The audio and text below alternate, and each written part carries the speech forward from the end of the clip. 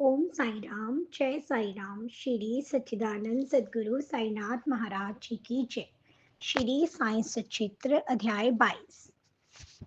श्री गणेशाय नमः। श्री सद्गुरु साईनाथाय नमः। बुद्धि के देवता श्री गणेश जी को मेरा नमस्कार। विद्या की देवी माँ सरस्वती को मेरा नमस्कार। कुल देवता को मेरा नमस्कार। श्री सीता माई श्री प्रभु रामचंद्र जी को मेरा नमस्कार एवं ग्रंथ रचना के प्रणेता श्री सद्गुरु साईनाथ महाराज जी को मेरा नमस्कार।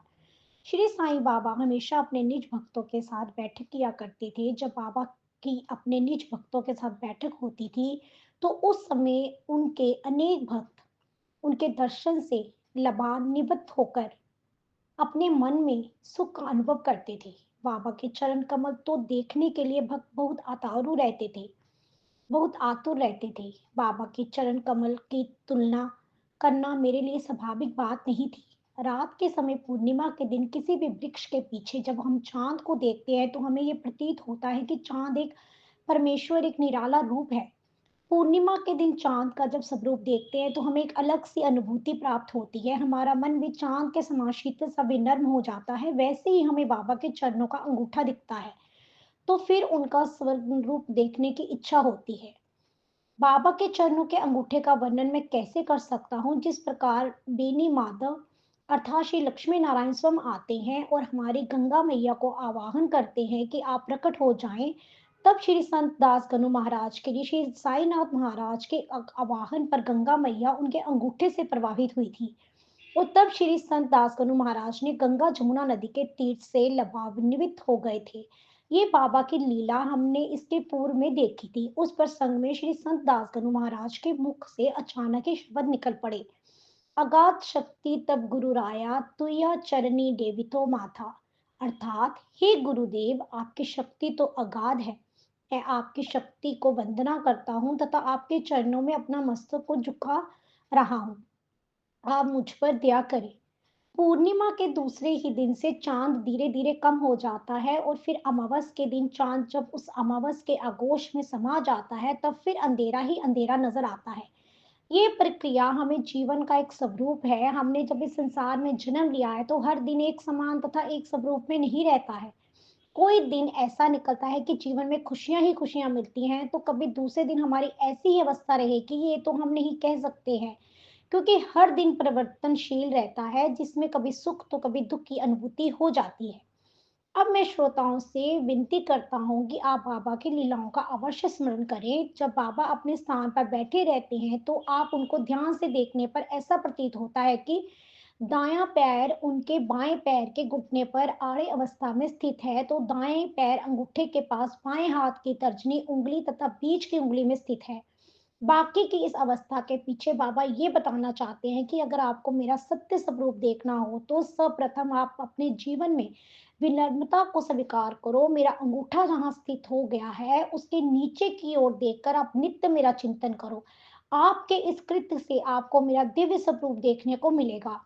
दिन बीतते ही जा रहे थे और बाबा ने अपने जीवन में निश्चय किया था कि उनको तो अपनी सभी जिंदगी शिरडी गांव में ही बितानी है। सभी लोगों को जब इस बात का ज्ञान हो गया तब बाबा के दर्शन के लिए लोग अब दूर दूर से जत्थे जत्थे के साथ शिरडी में आने लगे।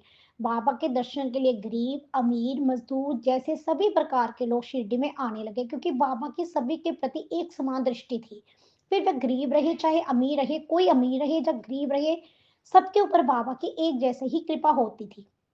किंतु बाबा की असीमित शक्ति किंतु बाबा की असीमित शक्ति तथा उनके अंतर्ज्ञान के संबंध में कोई भी अपना आकलन तथा अनुमान नहीं कर सकता था। जो लोग बाबा का अनुभव लेते थे उनको बाबा की अमर्याद शक्ति का भास होता था। उस अलौकिक शक्ति का वो ही अनुभव प्राप्त करते थे जो लोग बाबा के ऊपर श्रद्धा रखते थे। वे लोग बाबा के कार्य प्रणाली तथा उनके रहने का ढंग कैसा होता था इसके लिए उनको जानकारी रहती थी। कभी कभी बाबा बहुत शांत नजर आते थे और कभी कभी वह मौन अवस्था में रहते थे। जब वे मौन अवस्था में रहते थे तो तब वे किसी के साथ बिल्कुल बात नहीं करते थे। तब वे ब्रह्म अवस्था में रहते थे। जब वे चेतन अवस्था में रहते थे तब उनके दरबार में अनेक भक्तगण उनके आजू बाजू में बैठे रहते थे। तब वे अपने भक्तों को बोध कथा सुनाते थे। तो कभी गुस्से से बोलते थे, कभी कभी तो वह बहुत खुश तथा उत्साही होकर भक्तों के साथ संवाद साधते थे। उस समय वह बोलते बोलते कुछ मजा मस्करी या विनोद करते थे। कभी कभी उनको जो कहना रहता था उसे संक्षिप्त रूप से बताते थे और कभी कभी तो वह बहुत दीर्घ प्रवचन देते थे। इस प्रकार उनका लोगों के साथ जो भी व्यवहार होता था उसका रहस्य कोई भी नहीं जानता था। श्री संत साईनाथ महाराज का अगाध ज्ञान तथा उनकी बुद्धि कौशल्य के लिए हम अपना कोई भी अनुमान लगाना व्यर्थ होगा। बाबा जब शिरडी में अवतरित हो गए थे तब उनके साथ जो भी भक्तगण रहते थे उनके ऊपर यदि कोई संकट गहराता तो उसका पूर्वानुमान लगाकर बाबा अपने भक्तों को सचेत करते थे। कुछ सांकेतिक शब्दों से भक्तों को उसकी कल्पना देते थे। कोई भक्त के जीवन में यदि कोई दुख, चैन या समृद्धि का आगमन अगर हो रहा हो, तो उसके बारे में बाबा अपने भक्तों के साथ अपना सूचक व्यक्त करते थे। श्री काका साहब अमेरिकर के सपुत्र श्री बाला साहब अमेरिकर कोपर गांव के मामलेदार जहाँ प्रशासनिक अधिकारी थे, उनको अपने कोई महत्वपूर्ण कार्य हेतु चितली गांव में जाना था, इसलिए वे बाबा के दर्शन के लिए मस्जिद में मिलने के लिए आ गए। जब वे बाबा को नमस्कार करने के लिए उनके पैर को छूने लगे तब उन्हें अपने स्वास्थ्य तथा उनके घर संबंधी विषयों का चर्चा करने लगे। बाबा ने उनको पूछा कि आप आपने हमारी द्वारका माई को देखा है क्या? उस समय तो बाबा बाला साहेब को क्या कह रहे थे उसके बारे में वह कुछ समझ ही नहीं सके, इसलिए वह मौन ही बैठे रहे। तब बाबा ने उनको कहा कि आप जहाँ बैठे ही रहो, हमारी द्वारका माई है। जो कोई भी व्यक्ति द्वारका माई की गोद में बैठता है तब उनके सभी संकटों से छुटकारा मेरी द्वारका माई ही करती है। ये मस्जिद बहुत दयालु है, ये सभी भक्तों की माँ है। जो कोई भी उनकी शरण में आता है, उनके सभी संकटों का निवारण ये द्वारका माई ही करती है। उसके बाद बाबा ने उनको उदी दी और उनके सिर पर अपना हाथ रख दिया। जब बाबा साहब जाने लगे, तब बाबा उनको कहने लगे कि तुमको वह लंबा बाबा मालूम है क्या? और उसके साथ ही बाबा ने अपने बाईं मुट्ठी को बंद किया और दाएं हाथ के घुटने को नाक के फन के समान ऊपर हिलाकर उनको कहा कि वह तो बहुत खतरनाक है, लेकिन वह द्वारका माई में बैठने वाले बालकों का कोई भी अहित नहीं कर सकता। जब द्वारका माई खुद ही करने के लिए आगे बढ़ती है, तो वह लंबा बाबा आपको क्या कर सकता है? जब बाबा ने ये बात कही, तो बाबा के आसपास के लोगों को बाबा क्या कह रहे हैं उसके बारे में अनुमान भी नहीं लग पा रहा था। बाबा की इन बातों का श्री मिरकर से क्या संबंध हो सकता है, इसके लिए भी वह उत्सुक थे, लेकिन इन बातों को बाबा से पूछने की किसी को हिम्मत ही नहीं थी। बाला साहब ने बाबा को नमस्कार किया और शाम के साथ मस्जिद छोड़कर जा रहे थे। तब बाबा ने श्यामा को अपने पास बुलाया तथा बाला साहब के साथ चितले गांव जाने के लिए श्यामा को आज्ञा दी। श्यामा ने यही बात बाला साहब को कही, तब बाला साहब ने कहा कि मुझे तो अब इसकी कोई जरूरत नहीं महसूस हो रही है, क्योंकि उनको ये सब असुविधाजनक लग रहा था। फिर श्यामा श्री साईं बाबा के पास आ गए और उनको बाला साहब ने जो कहा वह सब बता दिया। तब बाबा ने कहा, ठीक है, कोई बात नहीं, अब तुम उनके साथ मत जाना। हमें तो सबके लिए अच्छा ही सोचना चाहिए। जो कुछ विधि लिखित है उसको तो टाला नहीं जा सकता, ये तो सृष्टि का नियम है। तब तक बाला साहब ने बाबा की बात पर विचार किया और फिर श्यामा को बुलवा भेजा। तब जाने से पूर्व श्यामा फिर बाबा के पास गया और उनसे विदा होकर बाला साहब के साथ दोनों तांगे से चितली गांव गए। उस समय रात के 9 बज चुके थे। वह दोनों श्री हनुमान जी के मंदिर में उतर गए। चूंकि रात हो चुकी थी, इसलिए बाला साहब के ऑफिस के कर्मचारी उनको मिलने के लिए नहीं आ सके थे, इसलिए अब मंदिर में दोनों ही बीच वार्तालाप हो रहा था। बाला साहब चटाई पर बैठे थे, उनका दुपट्टा उनके कमर के साथ लपेटा गया था। दुर्भाग्यवश उसी दुपट्टे के ऊपर एक सांप आकर बैठ गया। वह हिल डुलाकर फुफकार रहा था। उस सांप के फुफकारने की आवाज वहां के सिपाही ने सुनी थी, इसलिए उसने तुरंत कंतली लाया और सांप की दिशा में सांप सांप ऐसे जोर से चिल्लाने लगा। उसका आवाज सुनकर बाला साहब घबरा गए और थर थर कांपने लगे। श्यामा भी इस स्थिति को देखकर मन ही मन कांपने लगे। इसके बाद श्यामा तथा वहां के अन्य व्यक्तियों भी अपने हाथ में लाठियां लेकर बाला साहब की ओर बढ़ने लगे। तब तक वह सांप बाला साहब की कमर से नीचे उतर गया और दूर तक चला गया। इस प्रकार बाबा ने बाला साहब के लिए जो संकट के लिए कथन किया था, वह संकट अब टल चुका था। इस घटना में श्री बाला साहब की श्री संत साईं बाबा के ऊपर श्रद्धा बढ़ गई। नाना साहब डेंगले नामक व्यक्ति उस जमाने के एक विद्वान जोशी माने जाते थे। एक बार वे शिरडी आ गए। उस समय नागपुर के अमीर व्यक्ति के बापू साहब भुट्टी, जो बाबा के निस्सिम भक्त थे, वह भी संयोग व शिरडी में ही थे। उनको श्री नाना साहब ढेकले कह रहे थे कि आज का दिन आपके लिए बहुत अशुभ प्रतीत हो रहा है, तुम्हारे जीवन में कुछ धोखा नजर आ रहा है। श्री ढेकले एक प्रख्यात जोशी थे। उनका इस प्रकार का कहना बापू साहब बूटी को अच्छा नहीं लगा, इसलिए वह बेचारे दुखी होकर बाबा की भेंट लेने के लिए सीधे मस्जिद की ओर बढ़ गए। जब उनकी भेंट बाबा से हो गई, तब बाबा बापू साहब बूटा को कह रहे थे कि नाना साहब डेगले तुम्हें क्या कह रहे थे, तुम्हारे बारे में उसने क्या भविष्यवाणी की है। तुमको तो बिल्कुल कुछ भी चिंता नहीं करनी है, मैं देखता हूँ तुमको कैसे मरना आता है। उसके बाद जब संध्या को बापू साहब बूटी सोच को गए तब उन्हें एक बड़ा सांप दिखा। उस सांप को मरने के लिए उनके नौकर ने एक पत्थर उठाया, लेकिन तब बापू साहब बुट्टी ने उस पत्थर के एवरेज में एक लाठी लाने को कहा। जब वह लाठी लाने को गया तब उसे वापस आते हुए सांप वहां से वापस जा चुका था। उसके बाद वह पुनः वह सांप वहां पर किसी ने नहीं देखा। कोपरगांव तहसील के कोराले गांव का अमीर शक्कर नामक व्यक्ति था, जो खटीक जाति का था। वह व्यक्ति बांद्रा में कमीशन एजेंट का काम करता था।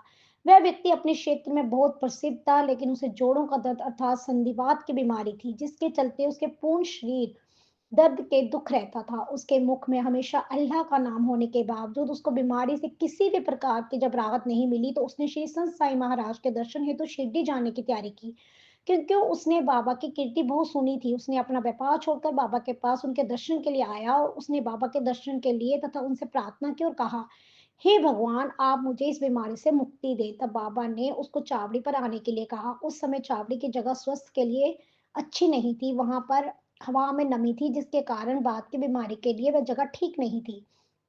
चूंकि उस जगह पर जाने के लिए बाबा की आज्ञा थी, बाबा के मुंह का शब्द मतलब काले पत्थर पर सफेद रंग की लकीर थी। श्री साईं बाबा ने उनको सुबह शाम चावड़ी में ही निवास करने के लिए कहा और उससे मस्जिद पर आने के लिए भी बाबा ने मना कर दिया। बाबा एक दिन के आड़ में बराबर चावड़ी जाते थे और वहां उसकी मुलाकात करते थे और कभी कभी उसके साथ सोते भी थे। अमीर वहां करीब करीब 9 माह तक रहा। अब उससे रहा नहीं गया। अब वह थक चुका था। एक दिन उसने बाबा की अनुमति लिए बिना चुपचाप रात को चावड़ी से उठकर कोपर गांव की धर्मशाला में चला गया और वहीं रहने लगा। एक दिन वहां उसे एक मरण सन वृद्ध फकीर दिखा। उस फकीर ने अमीर को पीने के लिए पानी मांगा। तब अमीर ने उसे पानी पिलाया। जैसे उसने शरीर में पानी लग गया, तब उसकी वहां तुरंत मौत हो गई। इस घटना से अमीर घबरा गया। उसने उसका निधन के बारे में किसी को कुछ भी नहीं कहा। उसे ऐसा लगा कि उसके मरने के संबंध में अगर वो किसी से कुछ कहूँ तो वहां के अधिकारी मुझे ही जिम्मेदार ठहराएंगे, क्योंकि उस घटना का वही एकमात्र साक्षीदार था। तब उसको बाबा की अनुमति के लिए बिना शिरडी को छोड़ने के लिए उसे खुद के फैसले से उसे पश्चाताप हो गया। तब उसने बाबा की मनोमन प्रार्थना की और उसी रात को बाबा का स्मरण करते करते निकला एवं सुबह सुबह शिरडी को पहुंच गया और उस चिंता से उसे मुक्ति मिल गई। फिर वह बाबा की इच्छा के अनुसार अपनी बीमारी ठीक होने तक चावड़ी में ही अपना निवास किया। एक बार बाबा आधी रात के समय चिल्लाए और कहा कि हे अब्दुल, मेरी तरफ देख, और कोई भयंकर जानवर मेरे बिछोने में घुस रहा है। तब वह अब्दुल कदली लेकर गया और देखा तो बाबा के बिछोने में कुछ भी नहीं दिखा। बाबा ने उसे फिर कहा कि जरा वह अपना ध्यान केंद्रित कर दे। कि बाबा अपना सटका जमीन पर उछालने लगे। बाबा की ये कीर्ति देखकर अमीर को संशय हो गया कि वहां सांप अवश्य होना चाहिए। जब बाबा ने वहां पर देखा तो बाबा को अमीर के तकिए के पास कुछ हलचल सी दिखी। बाबा ने अब्दुल को प्रकाश की ज्योत उस दिशा की तरफ दिखाने के लिए कहा। तब प्रकाश की किरणों से उसने देखा कि एक सांप वहां एक फन निकाल कर बैठा हुआ है और अपना फन ऊपर नीचे करते उसको देख रहा है। उस सांप को तुरंत मार दिया गया। इस प्रकार बाबा के समय पर उनको सचेत करने से अमीर के प्राण बच गए। बाबा का आदेश के अनुसार काका साहब दीक्षित हर दिन श्री एकानाथ महाराज लिखित भागवत और भावार्थ रामायण पढ़ रहे थे। वह प्रसंग ऐसा था कि काका साहब दीक्षित भगवत और भावार्थ रामायण पढ़ रहे थे और हेमाडपंत उनके श्रोता थे। श्री हेमाडपंत ये भाग्य था। अपने माता के आदेश अनुसार भगवान राम के बड़प्पन की परीक्षा हनुमान ने किस प्रकार ली, ये रामायण का ये प्रसंग वहां चल रहा था। तब सभी श्रोतागण ये प्रसंग मंत्र मुग्ध होकर सुन रहे थे और उस समय हेमाडपंत उनके श्रोता थे। उस समय एक बड़े बिच्छू ने हिमांत के कंधे पर जो दुपट्टा था उस पर जा गिरा। शुरू में तो वह दिखाई नहीं दिया, लेकिन भक्तों के रक्षण के लिए जैसे भगवान दौड़कर आते हैं, ऐसे जब वह पर कथा सुनने में एकदम मगन थे, तभी उनकी नजर उनके कंधे पर गई। उनको वह बिच्छू दिखा और वह बिच्छू निश्चल तथा कोई भी हलचल नहीं कर रहा था। वह तो ऐसा प्रसंग था कि वह बिच्छू भी बेचारा उस कथा को सुनकर आनंद ही ले रहा होगा।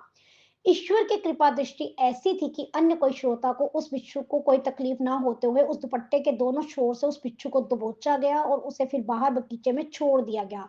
दूसरा एक अन्य प्रसंग में कुछ व्यक्ति शाम ढलने से पूर्व दीक्षित बाड़े के प्रथम मंजिल पर जा बैठे थे। तब एक सांप खिड़की से शेष से निकल बाड़े के भीतर घुस गया तथा अपना फन निकालकर फुफाने लगा।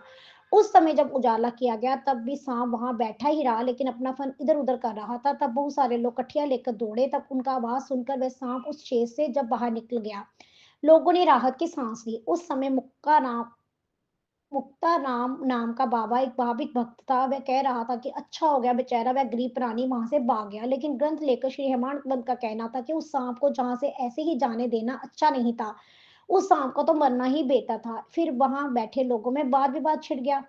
पुरानी परंपरा तथा धार्मिक प्रवृत्ति के जो लोग थे वह कह रहे थे कि सांप जैसे प्राणी को कभी भी मारना नहीं चाहिए, क्योंकि सांप को हमारे हिंदू धर्म में भगवान के स्वरूप में देखते हैं। आधुनिक परंपरा के लोग कह रहे थे कि सांप को मारना चाहिए था। जैसे जैसे रात बीतती रहती थी वैसे ही विवाद भी समाप्त हो गया। दूसरे दिन जब प्रश्न बाबा को पहुंचा, बाबा ने अपने सामोपचारिक पद से उन सबको कहा कि भगवान का वास सभी प्राणियों में रहता है, चाहे वह सांप हो या बिच्छू। विश्व के सभी प्राणियों के माध्यम से वह साकार सूत्रधार रहता है, इसलिए उनके विरुद्ध किसी का भी नुकसान नहीं करना चाहिए। सभी विश्व उनके ऊपर निर्भर होता है, कोई भी स्वतंत्र नहीं है, इसलिए हमें सभी प्राणियों पर दया तथा प्रेम करना चाहिए।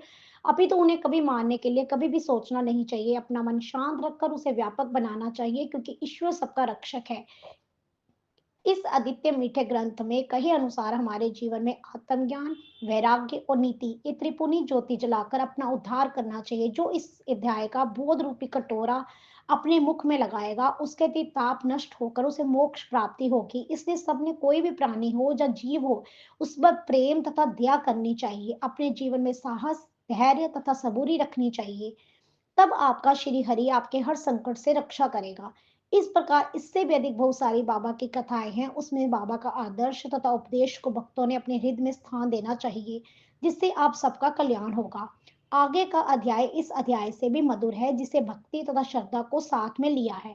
इस प्रकार संत तथा सज्जनों से प्रेरित तथा भक्त हेमाड पंथ रचित अपमृत्यु निवारण नाम का श्री साईं चित्र ग्रंथ का ये 22वां अध्याय अब समाप्त होता है। श्री सद्गुरु साईनाथ अर्पण मस्तु। शुभम भक्तु। ओम साई राम, जय साई राम। बाबा साईं सबकी बलि कर रहे।